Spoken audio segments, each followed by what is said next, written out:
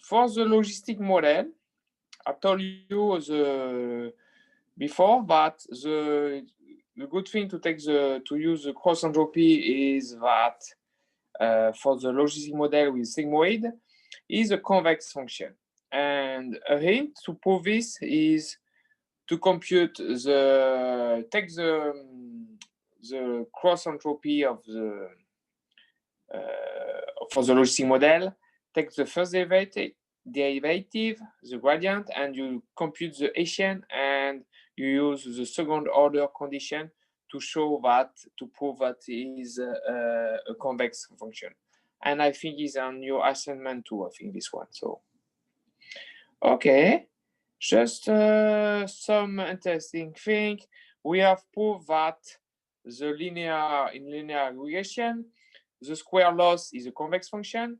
So, and you have also an analytic solution. We showed yesterday that the analytic solution for the weight on the shallow neural network, the x transpose x minus 1, x transpose s, y. But in fact, this matrix is not always invertible also. And so even we have a direct solution, it would be useful to use an optimization tool like a gradient descent to get the solution.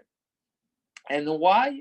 Is because, in fact, when you have in high dimensional data space, you have to compute this, I say this, and this could be, this inversion of the matrix could be very expensive if D is high.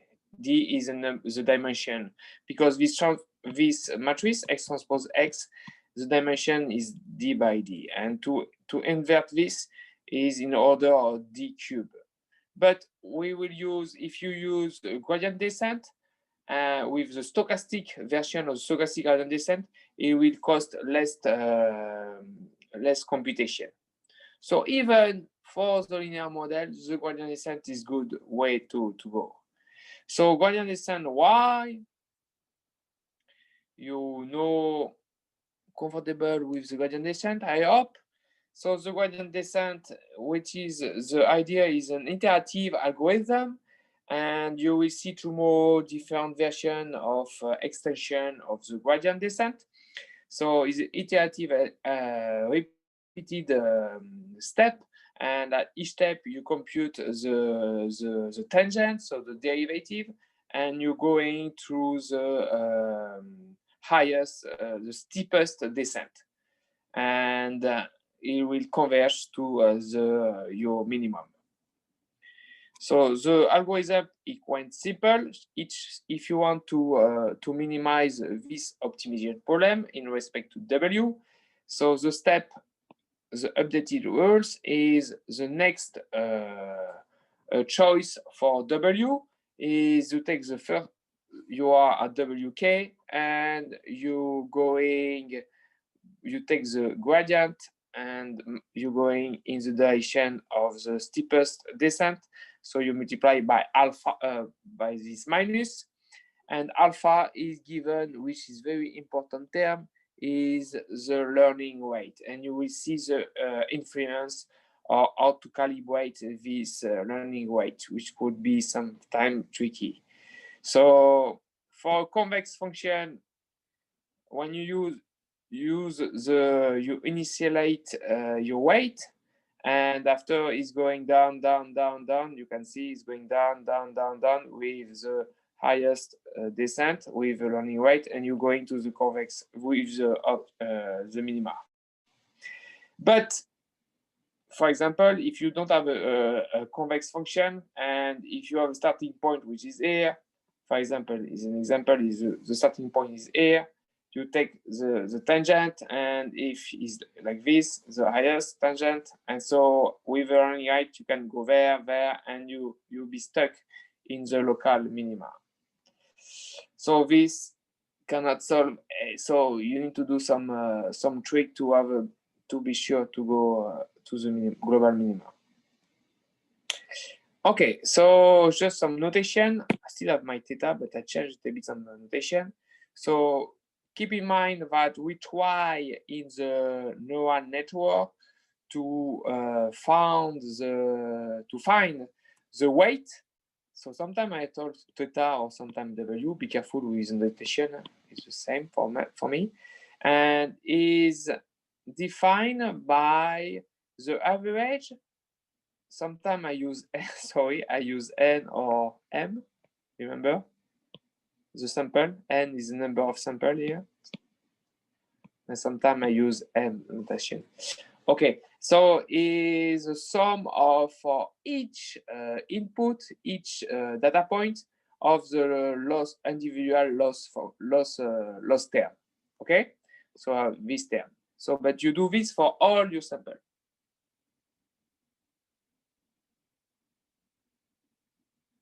Yes. W is still the weight, and theta is also still the weight. I confuse the Jade, or it's okay? Yeah, okay, cool. Yeah. Okay, so when you have a learning rate, you see on the notes on the website, if is, and I put some code also you can run, if your learning rate, before on slide it was alpha, but it's gamma, if it's too low, it will converge, but very, very, very slowly. Okay, and if your learning rate is too high, it could be in fact never converge, because you're going there, and you swap from the two parts. You're going there. So the learning rate is like we'll call later like an hyperparameter to calibrate, and we'll see some trick later how to calibrate this hyperparameter, this alpha. Okay, but you have seen that the gradient descent, in fact, we never use the full gradient descent in, you will see in a deep learning, because most of the time we have a lot, deep learning require a lot of training samples to have a good model. So if you have a lot of training samples, and if you're doing a gradient descent, the trouble is not is also the dimension of your parameter, but you need to compute your loss function for all your data points, for your n points, your n samples. Make sense? So you need to compute this for all the input. You cannot hear me properly. It's a good point to say this. Why you can't hear me? Your audio is not good, and here is better, not better. If I turn my tablet more close to me, no, still not good.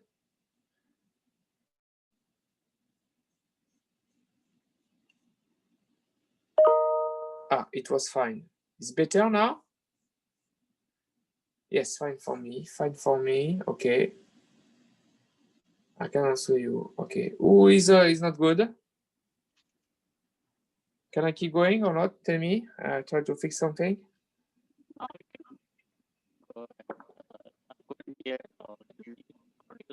It's fine?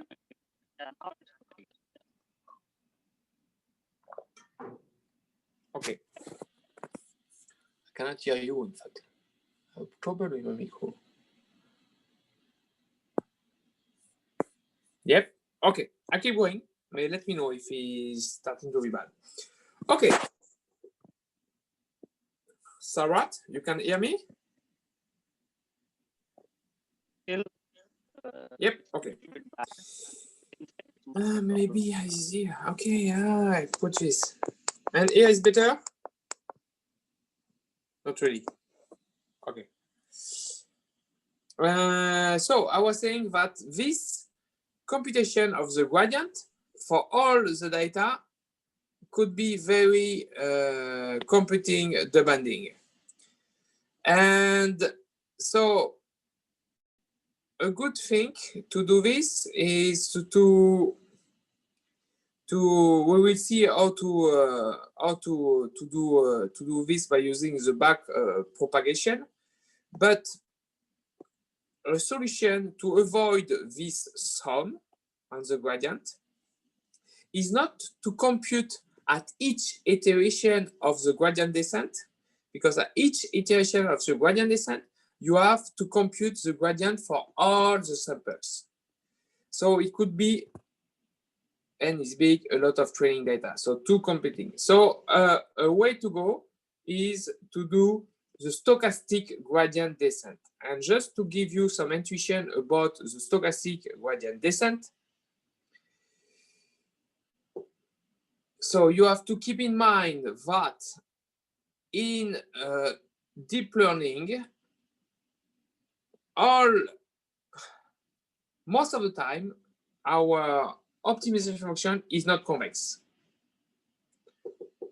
We have just seen before that for the linear model is convex and for the heuristic model is convex, but because we have just no hidden layer. But if you add one more hidden layer, your problem will not convex.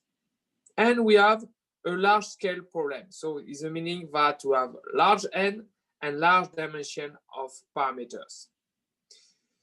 So there are two main optimization, which is called deterministic, so batch, so it's meaning you have all your data, or stochastic. So I will explain very quickly the idea of the stochastic.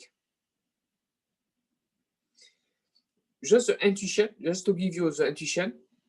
So you can consider that if you have a big data set and a lot of data, you can see, in fact, as what we compute is in our gradient descent is this, remember, is 1 over n, the sum of individual gradient for each data point.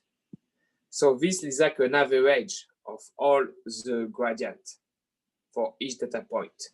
But if you have a lot of data, in fact, if you take the first half of the second half of your data, it will give me something similar and very close to the full data. So it's just the intuition to say, okay, why I use all the data points to do my derivative, my gradient, because I don't, it will be the same, it's an average. So it's a waste of time. So this is the idea of I think n is sample. Yes, observation. Yes, right. N is samples, observation. So you get the idea. A lot of data. If I keep it 2, it will be the same. So instead to update my step of my gradient descent with full data set, I will just use maybe half of the data. Okay. So if I use the first half of the data for my first step, so if I'm going to theta k to the next step, so the next move to theta k plus 1, just by updating, by using the gradient of the first half of my data. And after, I want to get still some information for my second half. I will do the next move to go to from theta k plus 1 to theta k 2 plus 2, yes, k plus 1 to k plus 2, by using the second half for the gradient. Clear? Clear enough? Yes. So this is a way for doing the stochastic gradient. But in fact, what we can use the full stochastic gradient will be, you will see with Sarat maybe, is just to take each time to just use one sample. So will be the full stochastic gradient. So it's the meaning that you just use one data point at each move and you will change the data points. We never guarantee that we will find the minimum loss. It's a good point, John. We never guarantee that we find a near point, a minimum. But the good question is that in neural network, even if you don't have the minimum, if maybe you can have, you can have a function which is like this. You can see this like this. The minimum is here of your function. But in fact, this point, you want this one, but maybe you are there, but you don't lose a lot in terms of evaluation of your model. Even it's not the minimum, because this is the evaluation of your loss. So it's still, this point is still good. So you don't maybe need the global minimum. Make sense? So in most of the time in deep learning, we have very complex function, all of this. And so you will monitor the loss function to see if it's going down. And you compute, in fact, your evaluation on the validation set. And if on your validation set, which have not been used for training, is quite give a good performance, in fact, you will stop your algorithm. We don't go further, even if you don't have the minimum. Okay, so keep in mind we want something which be computational possible and to get sensible performance. So most of the time in the deep learning, we use the mini batch stochastic gradient. What is the minimal stochastic gradient? Is not to move from one element, but we take a batch of your data. So don't take the half, but a mini batch. So for example, here in red, I take this mini batch. Okay? And so I will do a move. If you see my move, I just use this part to do the first move. To go to theta 2 to theta 3, I just use this mini batch. And after, keep in mind that if my training data are like this, it might be that they can have some dependency. Maybe the data are collected within a certain way in the time, all of this. So we don't want to have some order. So it's better to do, is the reason we say stochastic. We take a mini batch, but we randomly sample the data. Okay, so first you sample your training data, so you change the order, so to not have a specific order on your data, because we never know how the data have been collected. Okay, and after you take your mini batch. Okay, so the step is you randomly reshuffle the data before dividing into mini batch. So we randomly first the data, you divide the mini batch, and after you will go through your algorithm with the mini batch. Okay?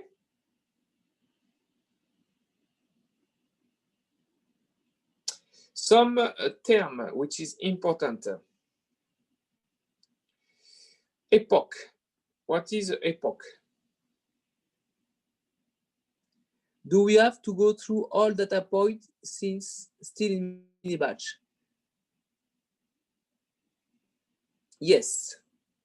So the meaning, maybe I haven't well explained. This is a good point. You are your data like this. Make sense? Okay. Now I shuffle it. First step, I shuffle it. Now I cut my data in mini batch. I do my first move with this mini batch. My second move with this mini batch. My third move with this mini batch. My last move with this mini batch. When I've done, see, all the training set is called one epoch. Okay?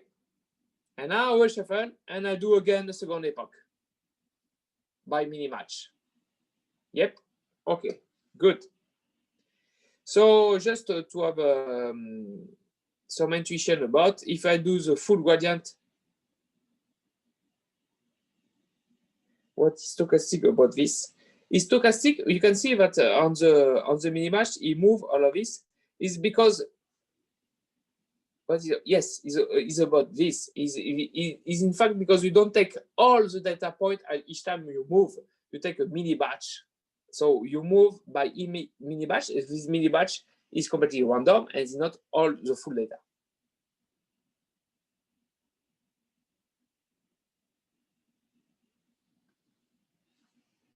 Okay? Okay, good. So I put the algorithm there. It will be nice if you want one day to implement it, because when you implement something, you clearly understand what you are doing, okay? So you have the algorithm there for the mini batch, for the stochastic mini batch. Okay.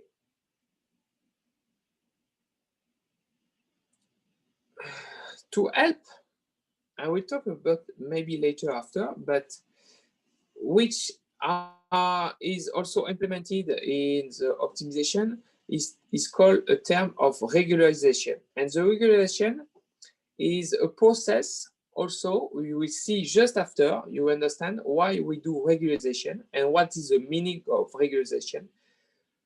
Is a way to improve the issue of overfitting. So overfitting is the meaning that your algorithm is really try to estimate what on your training data, but it will not generalize well on new data that your algorithm have not used before.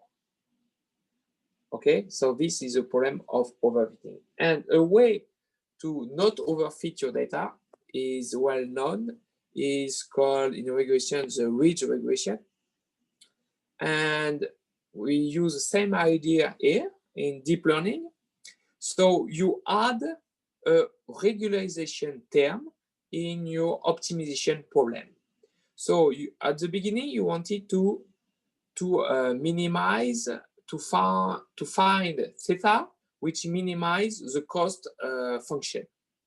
And you add, which is called a penalty term, which is a regularization term, which gives you the information about how your theta should be. So it's called, like in the Bayesian world, it's a prior on theta.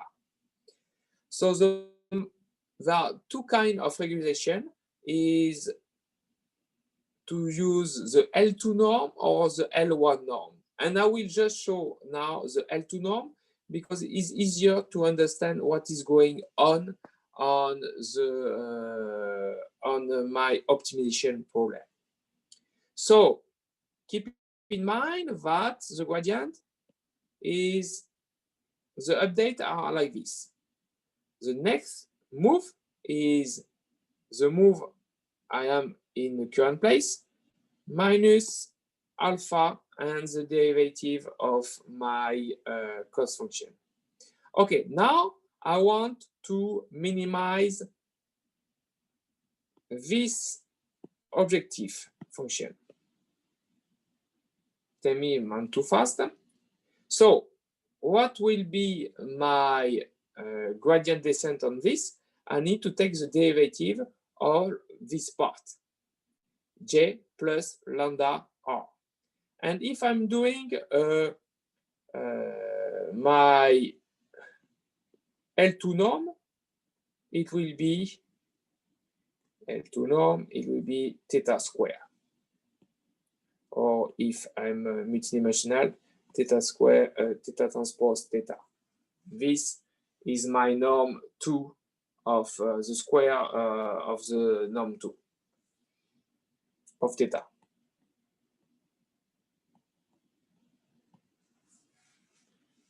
Okay.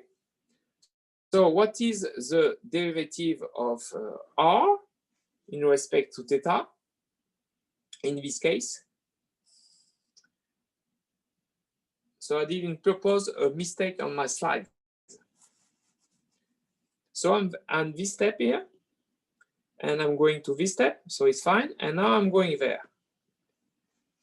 Did I do a mistake or not? From there to there.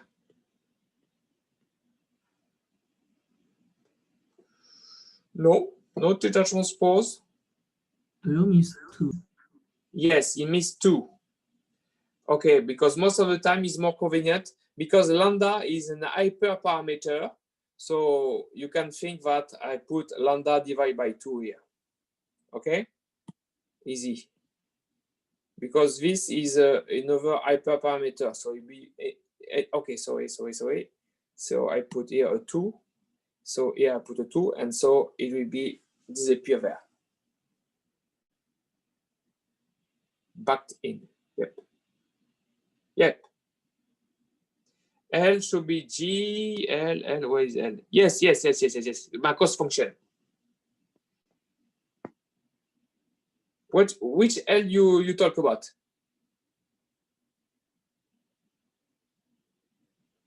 Ah, yes, last line. This one. The gradient descent update to minimize the, yes, the sentence is not so good. We try to minimize the regularized cost. Yes, okay, so this is good point, Sarat. So I will remove this.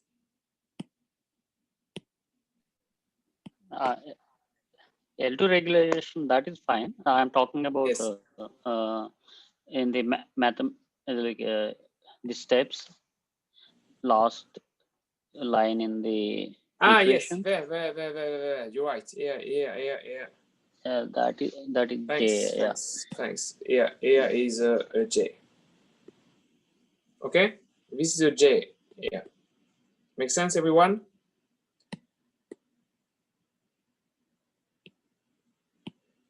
This is a J. Okay. So now if you're going there, you see up. So theta, you can go there, and instead you have the same step, but before it was just, if you compare, you have just this one, and now we have 1 minus alpha lambda. Okay, from multiplied by theta there.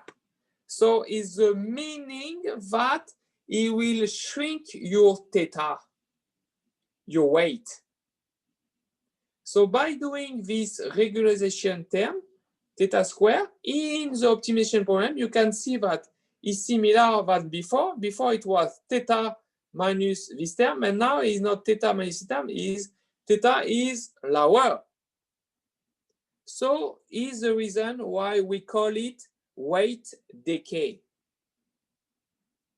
So it helps us, the regularization term, to not have some weight will explode. It will go smaller. Okay? And it will help to not overfit your data, to take too much importance on your model for the training set. You get the intuition of the weight decay?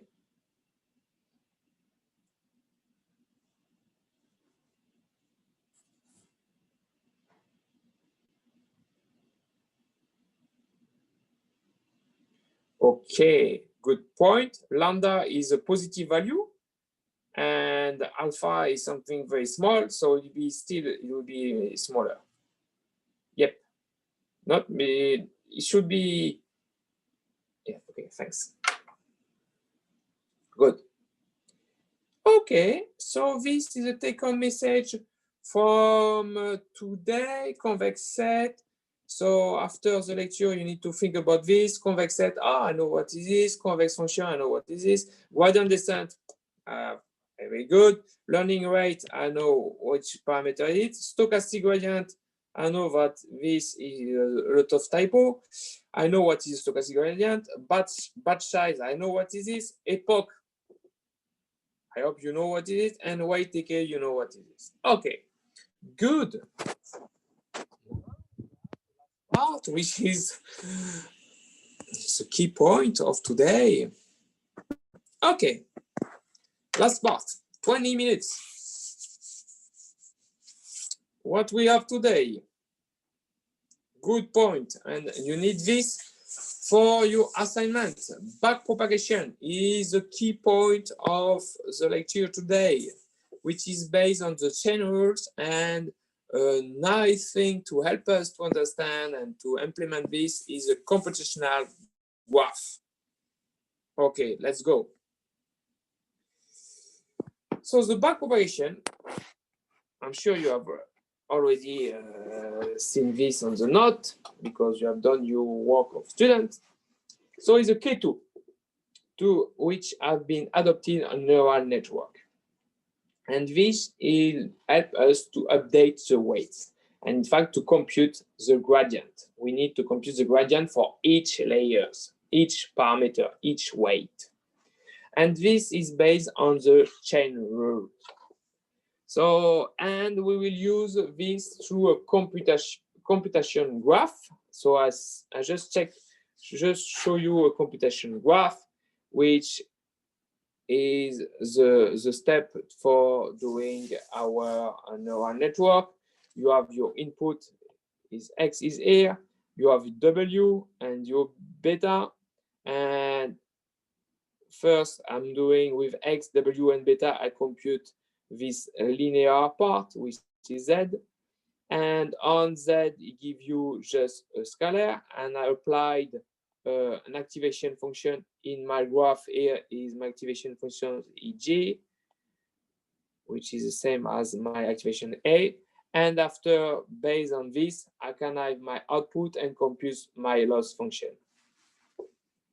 So just this is a computation graph.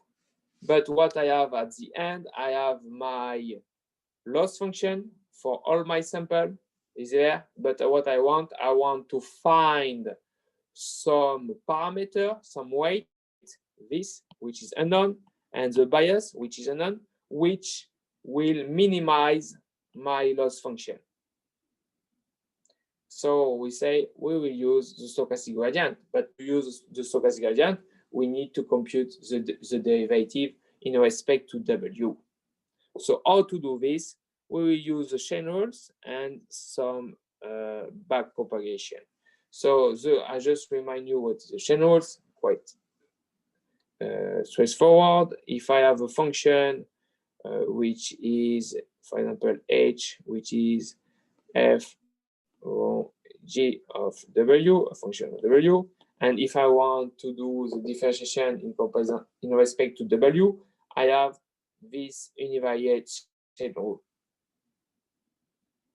Everybody know this?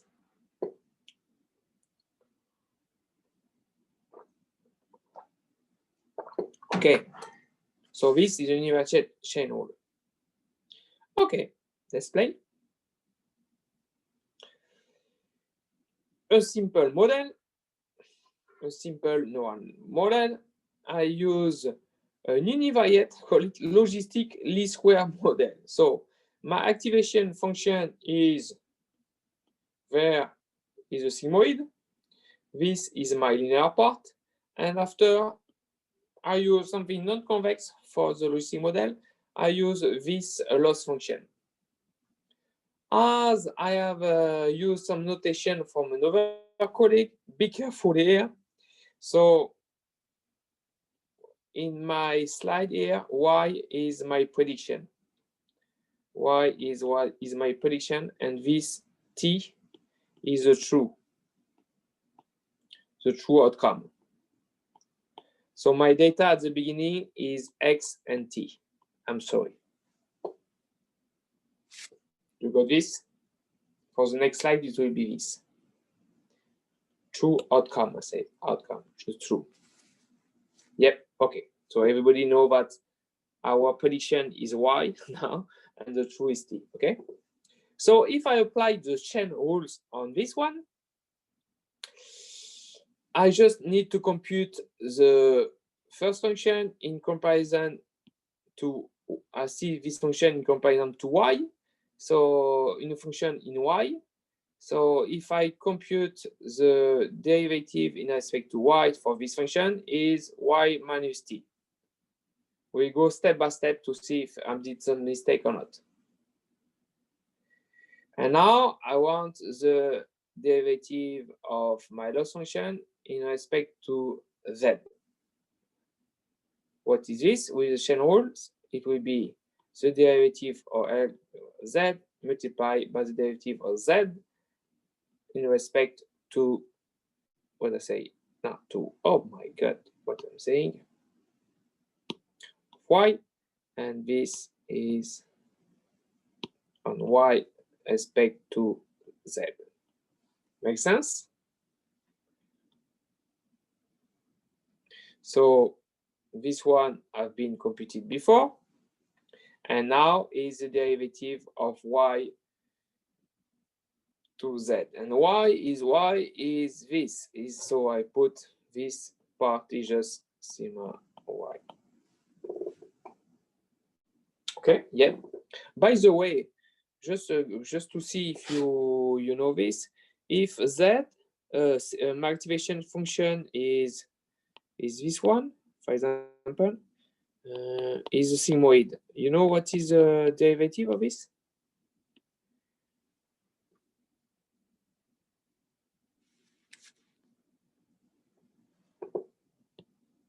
You know or not? Or you don't know? Don't do, but we will use a lot. So no, the derivative. Yes, good point. Is this? You can do by hand, but you will get is this. Okay. Anyway, so I put this here. Okay, and now I want to compute. In fact, what I want is to determine the gradient in respect to my W. So it will be equal to the gradient in respect to Z multiplied by the gradient divided by Z compared to W. And what is the derivative of Z in respect to W? I'm in this equation, you can see this, and this is just X. Yep.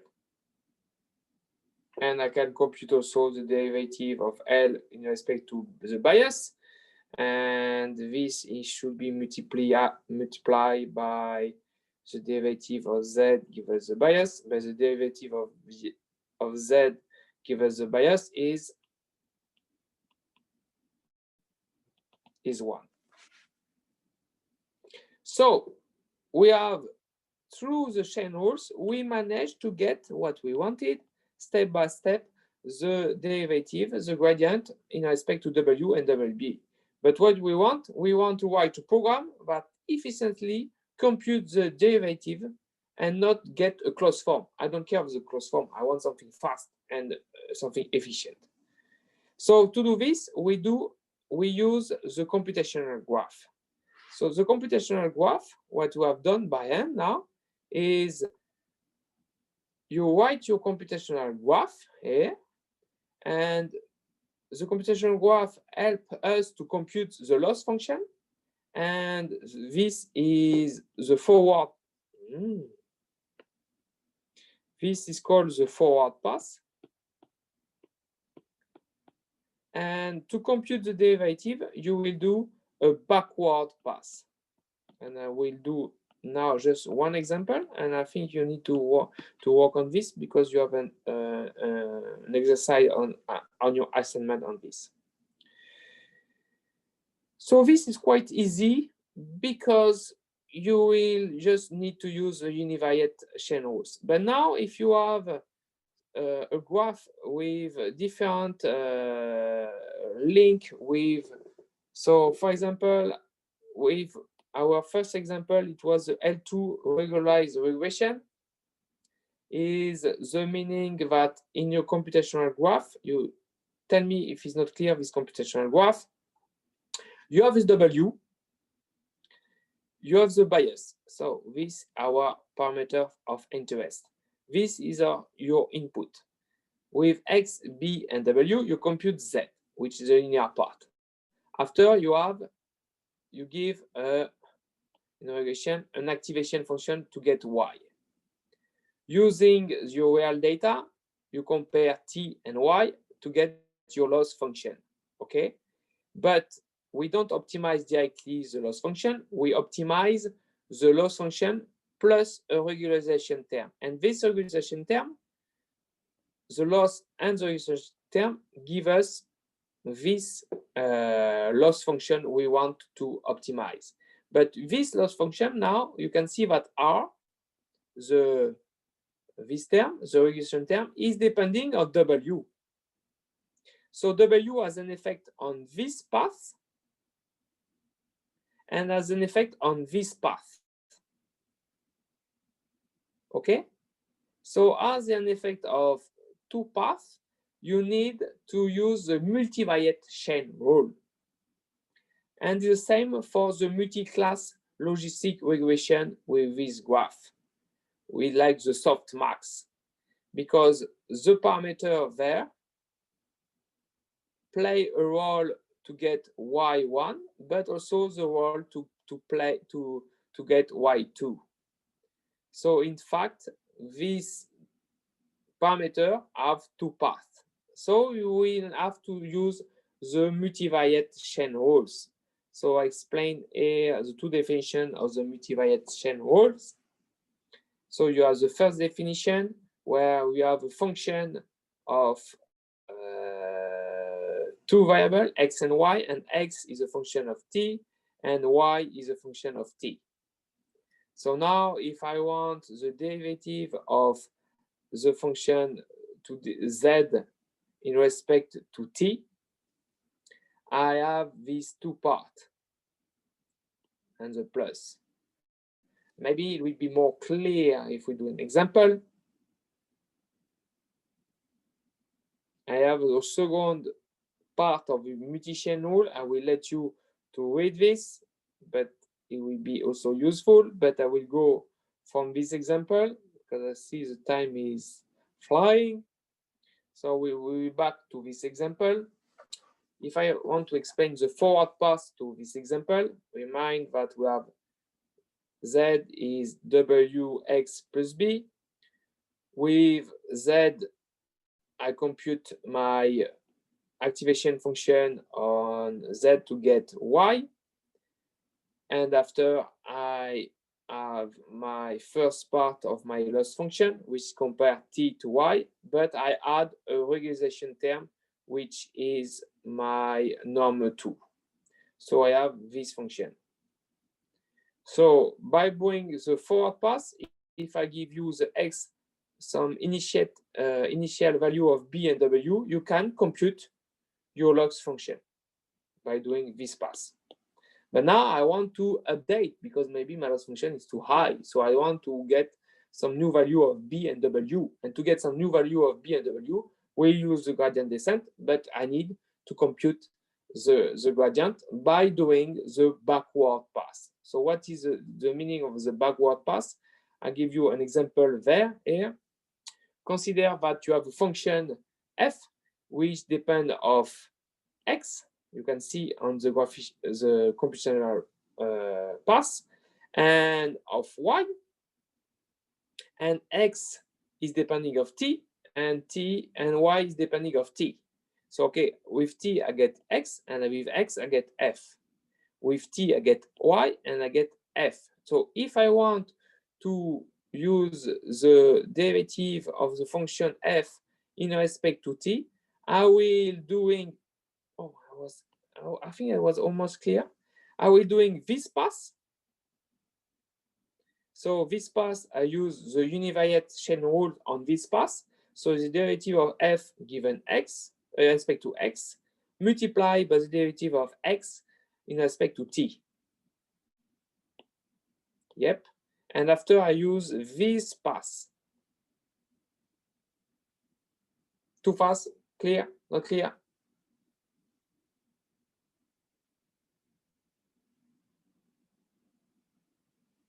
Clear. Okay. If it's clear, example. I have a solution. Sorry. Example solution. I have a function of two variables, and x is a function of t, and y is a function of t. So I have this one. And if I want the function, the derivative of f in respect to t, I use the chain rule and I use this. So this is easy.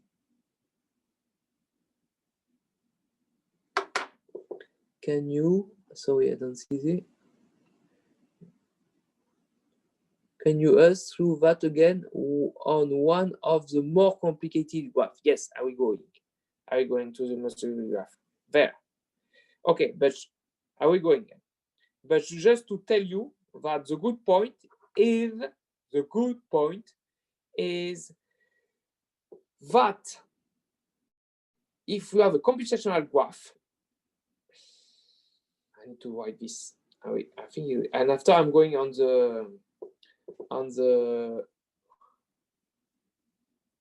something more complex if you want to explain. I try to see this. No way. Okay. The good point of this is when you do the back propagation, you will have some. So this is like a unit here, okay, and is going further, but you can forget the past. So you just need to have the last one. So it's a meaning that for each. Oh my God. Try to be clear, Benoit. Come on. So if you have a Z here, I would say, and if you have an arrow like this, it's going later, and something going in, tell me if it will work, this symbol. To summarize, I hope it will summarize. I want, this is B, this is W, and this is something, I would say H, I don't care. Okay, but my interest is on W and B, okay? And after is going away. So this in black is a forward pass. In black is a forward pass, okay? But now, if I want to compute the derivative of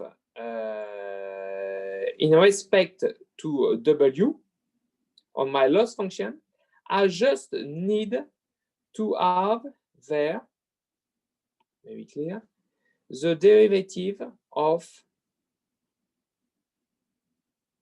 sorry, be clear. I will call it same notation of my colleague. He said something like this: z bar, which is equal the derivative of my loss function in respect to z. So using the back propagation on this way, I use the derivative of the parent of this child. So I call it the derivative of L in respect to Z. And this, to compute the derivative of, my notation, did you get this notation? This, oh, I'm sorry. This is the derivative of L with respect to W. And to get this one, in fact, which is equal to what? This one, I put here. I just need the Z bar multiply by, tell me, multiply by what?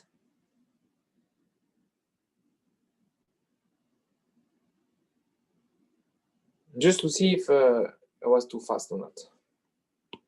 So I'm doing the back propagation.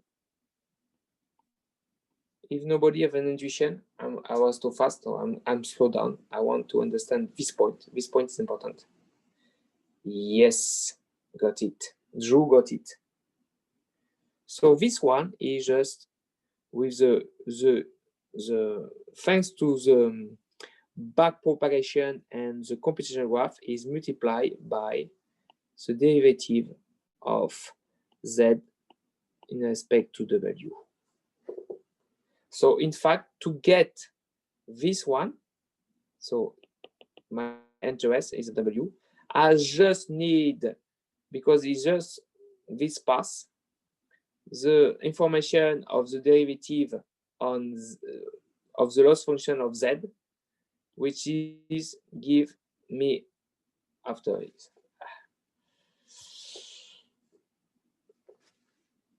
You got it or not got it? And for example, the derivative of my loss function in respect to B, the bias, is equal also at Z bar, which is the derivative multiplied by Z.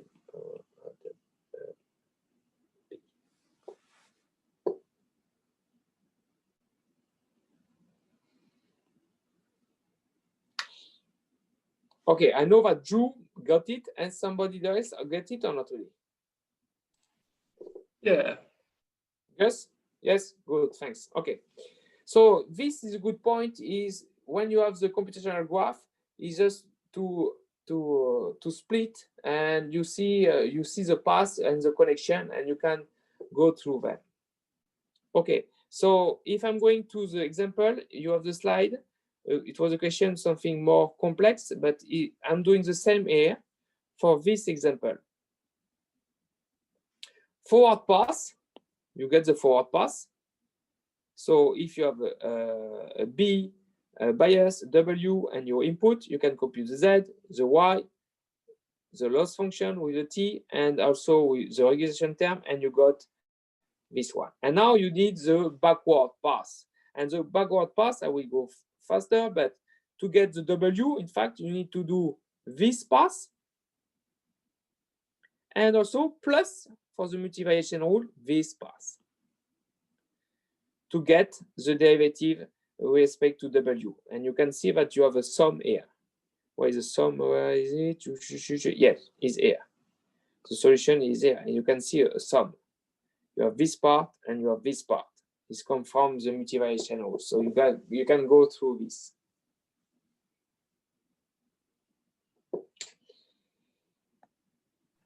And you will have something more complex. There is a typo on the. Sorry? There is a typo in the above equation. Maybe it's good to. There's a partial equal to Z. This typo here. Yes, there is a typo here. I will change it. And there is a typo also there. LaTeX sometime. Okay. I will change it. Thanks, Sarat. And just to finish with the with this part, this is online, this example, but it's quite good to understand what is going on. So I consider there a simple example with 3 yes. So is like the softmax relation with k equal 3. You get it? So 1, 2, 3. This is the equation of the softmax. Okay, and so you have just two features, x1 and x2. So is the meaning that you have many W, you have a W there, a W there, a W there. Each arrows are W we want to estimate. Make sense? And in this example, I say, okay, I want to have the gradient of the loss function in respect to this W21. Where is this W21? Is which arrow is W21? It should be W21, which is 1. W21 is this one, this arrow. You see? This is this arrow. Okay? So to get the multivariation rules, which is happened, where is the link? This arrow is have some path there, some path there, and some path there. You see this? So to compute this by the back propagation, I compute, I will do on the green, W, the derivative of L with respect to A1. So this term, you see this one. And after the derivative of A1 to Z2, this part, and after the derivative of Z2 in respect to W, this one. Make sense? Second one, second path, the derivative of L in respect to A2, the derivative of A2 in respect to Z2, this part, and in respect to W. And the last one. I hope that this example is quite handy to understand how to do the back propagation. And you just use each time the value, in fact, of the derivative there, and there. And now you can update your W. And you go a pass. So after it will be a forward pass, and after a backward pass. Question?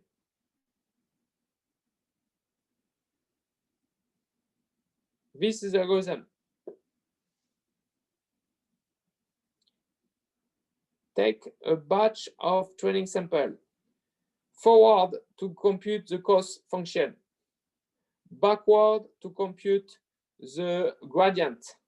We update the weight with the gradient descent or the mini batch gradient descent. And after, when you update, you repeat again and again and again. That's how is working for all the neural network. And I put something for you. You turn to play.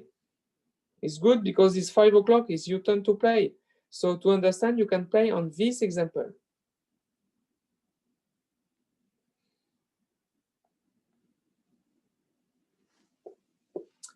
Okay, give me some feedback. You have 1 minute. I want to see some face.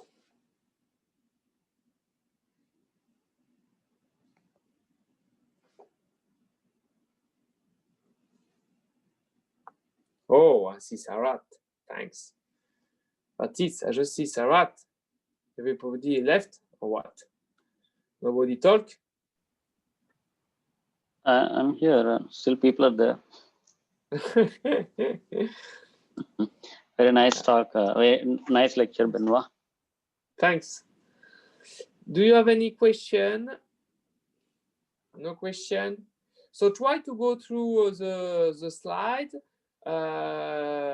Try to do some kind of summary, what you have learned of the specific topics, specific term, new term.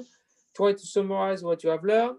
And I am doing also a consultation hour. I think it's tomorrow at 4 o'clock on Friday. So it will be not coffee on Friday, maybe a beer on Friday, but 4 o'clock on Friday. So tomorrow I have my consultation hours, and Sarat has the first lecture on optimization. So he will come back on different extension of more sophisticated algorithm based on the gradient descent. Okay. What time is your lecture, Sarat, tomorrow? I think it's at 4 in Brisbane. That is 5 in New South So Wales. just after my consultation hours. So I think so. Let me cross check. I don't want to speculate. And also Yoni put you know that Yoni is a boss, to put the stuff on the web.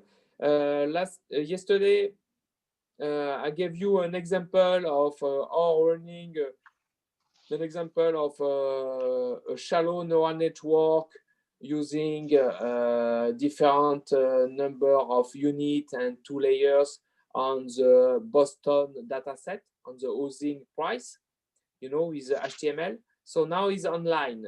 So you have the link online, okay? Where you see the slide, normally you can see the link online.